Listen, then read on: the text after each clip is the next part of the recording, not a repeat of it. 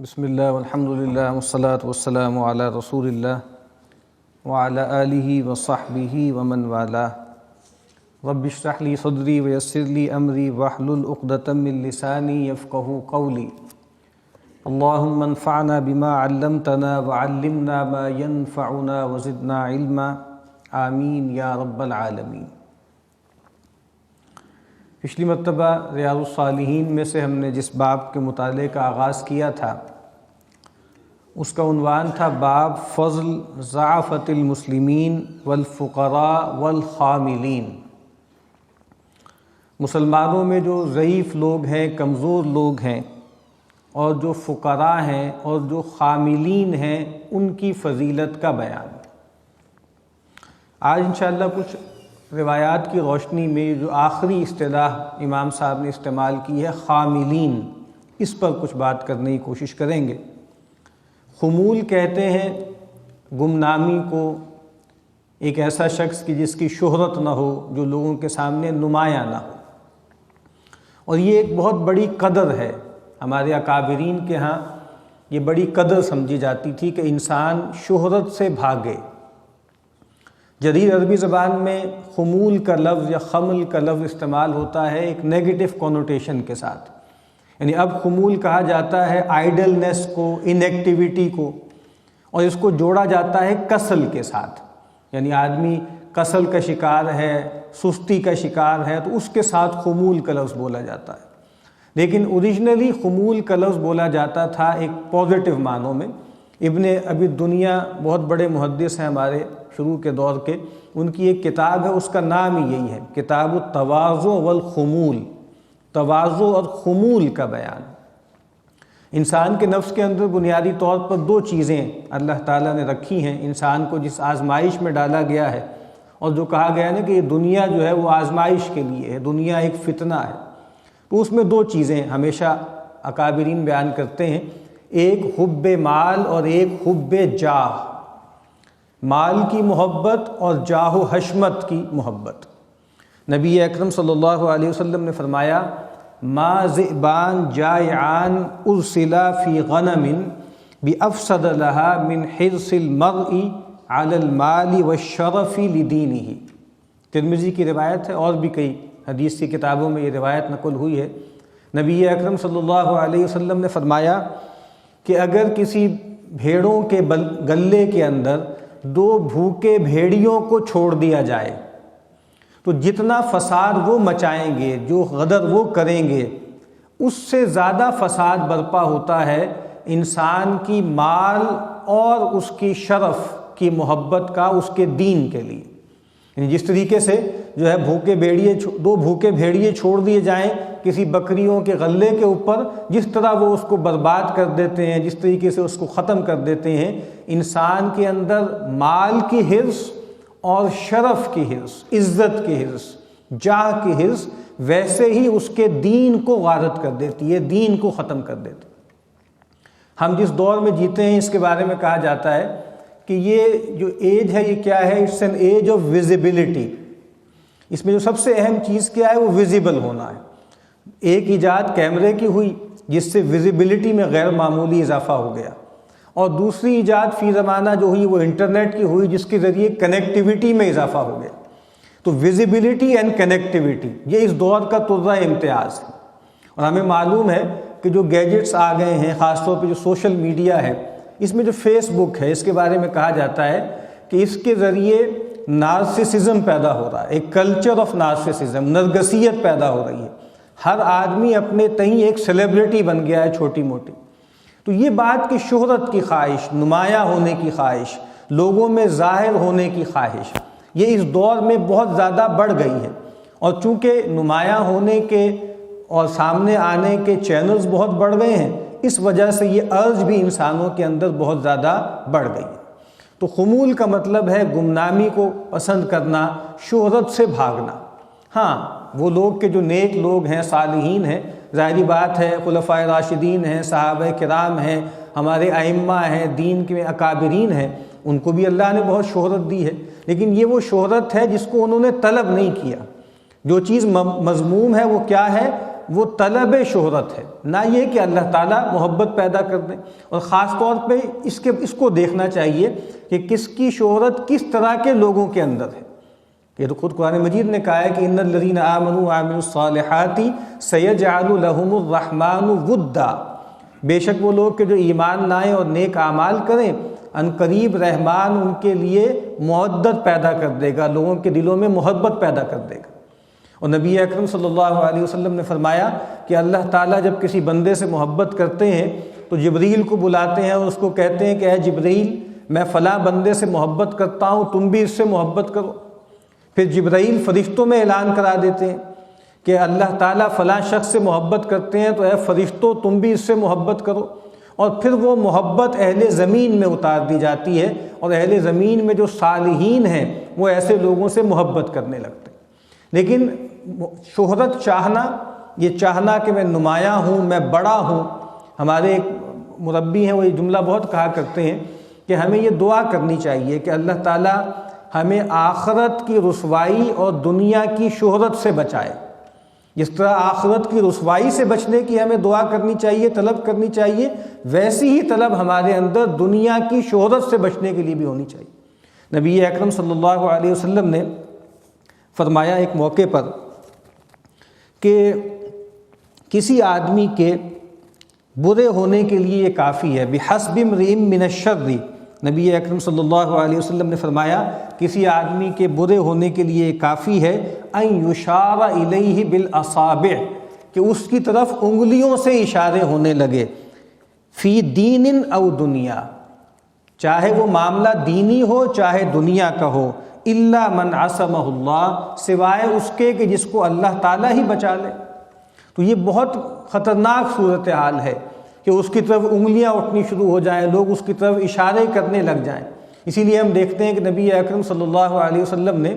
طلب علم کی بہت فضیلت بیان کی ہے، لیکن نبی اکرم صلی اللہ علیہ وسلم نے فرمایا کہ جو شخص علم اس لیے طلب کرتا ہے، اس میں کچھ اور موٹیوز بھی ہیں، ان میں سے ایک یہ بھی ہے کہ انسان جو ہے وہ مرجع خلائق بن جائے، لوگوں کی توجہات اس کی طرف مرتکز ہو جائیں۔ نبی اکرم صلی اللہ علیہ وسلم نے فرمایا کہ من طلب العلم لیجاری بہ العلماء او لیماری بہ السفہاء او لیصرف بہ وجوہ الناس الیہ، اس لیے علم حاصل کرے کہ لوگوں کی نگاہیں اس کی طرف پھر جائیں، وہ مرکز نگاہ بن جائے۔ فرمایا ادخلہ اللہ النار، اللہ تعالیٰ ایسے شخص کو جہنم میں داخل کرے۔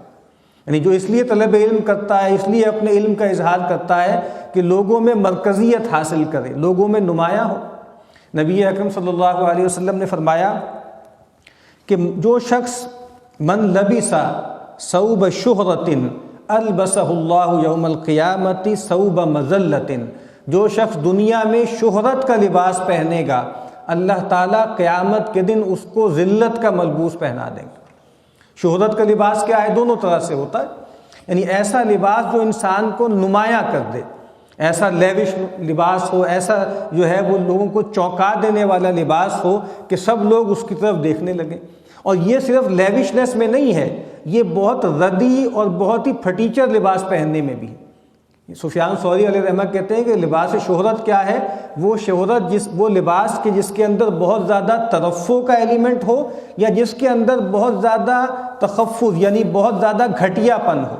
سیدنا عبداللہ ابن عمر رضی اللہ تعالی عنہما نے اپنے بیٹے کو ایک مرتبہ دیکھا کہ اس نے بہت ہی پھٹے پرانے کپڑے پہنے ہوئے تھے، بہت گھٹیا کپڑے، بہت ہی ردی کپڑے پہنے ہوئے تھے۔ تو انہوں نے کہا کہ اس کو بدل دو، کہ یہ شہرت کا لباس ہے۔ تو شہرت کا لباس صرف لیوش لباس نہیں ہوتا، شہرت کا لباس بہت درویشی کا لباس بھی اصل میں کیا ہے؟ وہ بھی شہرت کا لباس۔ تو اللہ کے نبی صلی اللہ علیہ وسلم نے فرمایا کہ جو شخص دنیا میں شہرت کا لباس پہنتا ہے، ایسا کاسٹیوم پہنتا ہے، ایسا گیٹ اپ اختیار کرتا ہے کہ لوگوں کی توجہات اس کی طرف ہو جائیں، تو کہا کہ قیامت کے دن اللہ تعالیٰ ایسے شخص کو ذلت کا لباس پہنائے گا۔ تو خمول کی فضیلت، گمنامی کی فضیلت، صحیح مسلم کی روایت ہے، نبی اکرم صلی اللہ علیہ وسلم نے فرمایا ان اللہ یحب العبد التقی الغنی الخفی، بے شک اللہ تعالیٰ محبت کرتا ہے اس شخص سے کہ جو تقی ہے، یعنی متقی ہے، اللہ سے ڈرنے والا ہے، اللہ کی حدود کی حفاظت کرنے والا ہے، الغنی جو مستغنی عن الخلق ہے، جس کا دل غنی ہے، جو اللہ تعالیٰ کا محتاج ہے لیکن اس کے دل کو اللہ تعالیٰ نے استغنا عطا کیا ہے۔ اور فرمایا الخفی، اور وہ شخص کہ جو چھپا ہوا ہے، جو گمنام ہے، جس کو کوئی پوچھتا نہیں۔ مستدرک حاکم کی روایت ہے، نبی اکرم صلی اللہ علیہ وسلم نے فرمایا ان اللہ یحب الابرار الاتقیاء الاخفیاء، بے شک اللہ تعالیٰ محبت کرتے ہیں ابرار سے، نیکوکاروں سے، وفا شعاروں سے، الاتقیاء متقی لوگوں سے، الاخفیاء ان لوگوں سے کہ جو چھپے ہوئے ہیں، جو گمنام ہیں، جو دبے ہوئے ہیں، جو نمایاں نہیں ہیں۔ ان کا حال کیا ہے؟ الذین ان غابوا لم یفتقدوا، یہ ایسے لوگ ہوتے ہیں، ایسے ان ایزیومنگ لوگ ہوتے ہیں کہ اگر کہیں پر غائب ہوں، موجود نہ ہو، کہیں حاضر نہ ہو تو ان کی غیر موجودگی کو محسوس ہی نہ کیا جائے، ان کے فقدان کو کہیں پر جو ہے محسوس ہی نہ کیا جائے۔ وَإِنْ حَضَرُوا لَمْ يُعْرَفُوا، اور اگر کہیں موجود ہوں، کہیں پائے جائیں تو ان کو کوئی پہچانتا نہیں۔ فرمایا قلوبہم مصابیح الہدا، یہ وہ لوگ ہیں کہ جن کے دل ہدایت کے چراغ ہیں، جن کے دل ہدایت کے چراغ ہیں۔ اور فرمایا یخرجون من کل غبراء مظلمہ، اور یہ نکل جاتے ہیں ہر طرح کی تکلیف، ہر طرح کی اذیت، ہر طرح کی آزمائش سے اللہ تعالیٰ ان کو نکال دیتے ہیں، نجات دے دیتے ہیں۔ تو ایسے لوگ کہ جو کہیں جائیں تو پہچانے نہ جائیں، کہیں اگر غیر حاضر ہوں تو ان کی غیر حاضری کو محسوس نہ کیا جائے، یہ اخفیاء ہیں جن کو اللہ کے نبی صلی اللہ علیہ وسلم نے بہت سراہا ہے۔ اور ایک اور روایت ہے، اس میں نبی اکرم صلی اللہ علیہ وسلم نے فرمایا ان اغبط اولیاء عندی، اللہ تعالیٰ فرماتے ہیں، حدیث قدسی ہے کہ اللہ تعالیٰ فرماتے ہیں کہ میرے اولیاء میں مجھے سب سے زیادہ پسند کون ہے؟ لمؤمن، ایک ایسا مومن خفیف الحاظ کہ جس کا مال بھی تھوڑا ہے، جس کی ذمہ داریاں بھی تھوڑی ہیں، ذو حظ من صلاۃ، اور جو نماز میں سے جس کو وافر حصہ ملا ہے، احسن عبادت ربہ، جو اپنے رب کی عبادت میں حسن پیدا کرتا ہے، اللہ کی بندگی میں احسان کا رویہ اختیار کرتا ہے، وَأَطَاعَهُ فِي السِّرِّ، اور تنہائی میں، خلوت میں چھپ کے اللہ تعالیٰ کی اطاعت کرتا ہے، وَكَانَ غَامِزًا فِي النَّاسِ، اور ایسا شخص کون ہے جو لوگوں میں دبا ہوا ہے، چھپا ہوا ہے، لا یشار الیہ بالاصابع، جس کی طرف انگلیوں سے اشارہ نہیں کیا جاتا، یعنی اس کی طرف اشارہ لوگ نہیں کرتے، لوگ اس کی طرف پوائنٹ نہیں کرتے، لوگ اس کو جو ہے اس طرح پہچانتے نہیں ہیں۔ اور فرمایا کہ وَكَانَ رِزْقُهُ كَفَافًا، اور اس کا رزق پورا پورا ہے، برابر سرابر ہے، اتنا رزق اللہ نے اس کو دیا ہے جس سے اس کی جائز ضرورتیں پوری ہو جاتی ہیں۔ فَصَبَرَ عَلَى ذَلِكَ، اور پھر وہ اس پر صبر کرتا ہے، ثابت قدم رہتا ہے۔ پھر نبی اکرم صلی اللہ علیہ وسلم نے اپنی انگلی سے جیسے اشارہ کیا، انگلی سے زمین پر جیسے اشارہ کیا اور فرمایا عاجلت منیتہ، آپ نے فرمایا کہ اس کی موت جلدی آ گئی، قلت بواکیہ، اس پہ رونے والیاں بھی بہت تھوڑی تھیں، قلت راسہ، اور اس کا ترکہ بھی بہت تھوڑا سا۔ اب یہ ایک کردار ہے جس کا نبی اکرم صلی اللہ علیہ وسلم تذکرہ کر رہے ہیں، لیکن اگر ہم غور کریں کہ آج کل ہمارے ہاں ہم کس آدمی کو اہمیت دیتے ہیں، چاہے دنیاوی اعتبار سے چاہے دینی اعتبار سے، جو آدمی کامیاب ہو، جو آدمی مشہور ہو، تو شہرت کو ہم نے جیسے کسی آدمی کی بڑائی کا ایک بڑا ہم نے یارڈ سٹک اس کو بنا لیا ہے، جبکہ نبی اکرم صلی اللہ علیہ وسلم نے اس کو پسند نہیں کیا کہ آدمی شہرت کا طالب ہو اور شہرت کے پیچھے بھاگے۔ سیدنا عبداللہ ابن مسعود رضی اللہ تعالی عنہ یہ بات کہا کرتے تھے، کونوا ینابیع العلم، اے لوگو علم کا منبع بنو، علم کا سورس بنو، تم سے علم پھوٹنا چاہیے۔ جس طرح سیدنا علی رضی اللہ تعالی عنہ کے بارے میں ان کے کسی شاگرد نے کہا کہ کان یتفجر العلم من جوانبہ، ایسا لگتا تھا کہ علم ان کے جوانب سے، ان کے پورے وجود سے بہہ رہا ہے، جیسے چشمہ بہتا ہے اس طرح سیدنا علی رضی اللہ تعالی عنہ ان کے پورے وجود سے علم کا چشمہ جو ہے وہ پھوٹتا تھا۔ تو سیدنا عبداللہ ابن مسعود کہتے ہیں کہ علم کے منبع بن جاؤ، مصابیح الہدا،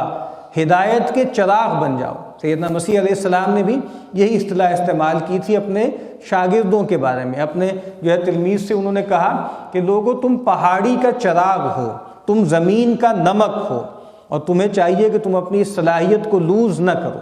تو کہا کہ علم کے منبع بنو، ہدایت کے چراغ بنو، احلاس البیوت، اپنے گھروں کا ٹاٹ بن جاؤ۔ یعنی خاص طور پہ جب فتنے کا دور ہو، ابتلا کا دور ہو، تو اپنے گھر کو لازم پکڑ لو، خلوت اختیار کرو، عزلت اختیار کرو۔ نبی اکرم صلی اللہ علیہ وسلم سے ایک موقع پر ایک صاحب نے آ کر پوچھا کہ فتنے کے دور میں نجات کی راہ کیا ہے؟ تو آپ نے فرمایا کہ ابکی علی خطیتک، کہا کہ اپنی خطاؤں پہ رو، اور فرمایا کہ اب اللہ تعالیٰ کی اطاعت پر قائم ہو جاؤ، وَلْيَسْعَكَ بَيْتُكَ، اور تمہاری سعی و جہد تمہارے گھر تک محدود ہو جائے۔ تو یہاں پر بھی فرمایا کہ اپنے گھروں کے ٹاٹ بن جاؤ، اور فرمایا کہ تُعْرَفُونَ جُدُدَ الْقُلُوبِ خَلْقَانَ الثِّيَابِ، تم ایسے بن جاؤ کہ جن کے دل تازہ ہوں، جن کے دل زندہ ہوں، اور جن کے کپڑے چاہے بوسیدہ ہوں۔ یعنی کپڑے چاہے تمہارے بوسیدہ ہوں، پھٹے پرانے ہوں، لیکن تمہارے دل تر و تازہ ہوں۔ اور دل تر و تازہ کیسے ہوتے ہیں؟ نبی اکرم صلی اللہ علیہ وسلم نے فرمایا جددوا قلوبکم یا جددوا ایمانکم بقول لا الہ الا اللہ، اپنے ایمان کی، اپنے دلوں کی تجدید کرتے رہا کرو لا الہ الا اللہ کے قول کے ذریعے۔ تو کہا کہ تمہارے دل جو ہے وہ تازہ ہونے چاہیے، اللہ کی محبت سے بھرے ہونے چاہیے، کپڑے چاہے تمہارے بوسیدہ ہو۔ اور فرمایا کہ تُعْرَفُونَ فِي أَهْلِ السَّمَاءِ، اصل کامیابی کیا ہے کہ آسمان والوں میں تمہاری پہچان ہو، تمہاری معرفت ہو، وَتُخْفُونَ عَلَىٰ أَهْلِ الْأَرْضِ، اور زمین والوں سے تم مخفی ہو۔ تو یہ بات کہ انسان شہرت سے بھاگے، شہرت سے احتراز کرے، اور کوشش کرے کہ وہ مشہور نہ ہو۔ ہمارے بہت سے اکابرین ہیں، ان کے بارے میں کہا جاتا ہے، تابعین تبع تابعین، کہ اگر ان کی مجلس میں کچھ لوگ بڑھنا شروع ہو جاتے تو وہاں سے ہٹ جاتے یا مجلس منقطع کر دیتے۔ اگر ان کو لگتا کہ ان کے گرد مجمع لگ رہا ہے، لوگ ان کے گرد اکٹھے ہو رہے ہیں، تو اس بات کو وہ بہت زیادہ ناگوار سمجھتے، بہت زیادہ اس کو خیال کرتے کہ یہ اچھی بات نہیں۔ اور سفیان ثوری علیہ رحمہ نے یہ دعا کیا کرتے تھے کہ اللہم ذکراً خاملاً فی ولبنیہ، اے اللہ تو میرے ذکر کو ہلکا رکھ، میرے ذکر کو پوشیدہ رکھ، میرے لیے بھی اور میری اولاد کے لیے بھی، اور اے اللہ تو دنیا میں میرے اجر کو کم نہ کرنا، آخرت میں مجھے پورا اجر دے دینا۔ یعنی ہمارے اکابرین کو یہ بات پریشان کرتی تھی کہ اگر دنیا میں وہ کامیاب ہو رہے ہیں، دنیا میں وہ مشہور ہو رہے ہیں، دنیا میں وہ مالدار ہو رہے ہیں، تو اس بات کا اندیشہ ان کو ہونے لگتا تھا کہ کہیں اللہ تعالیٰ دنیا ہی میں تو ہمیں اجر دے کے فارغ نہیں کر رہا۔ تو اس وجہ سے یہ جو امام صاحب نے یہاں باب باندھا ہے کہ خاملین کی فضیلت، ان لوگوں کی فضیلت کہ جو گمنام ہوتے ہیں، جو لوگوں میں نمایاں نہیں ہوتے۔ دعا ہے کہ اللہ تعالیٰ ہمیں نبی اکرم صلی اللہ علیہ وسلم کے فرامین کو سمجھنے، اس پر عمل کرنے کی توفیق عطا فرمائے۔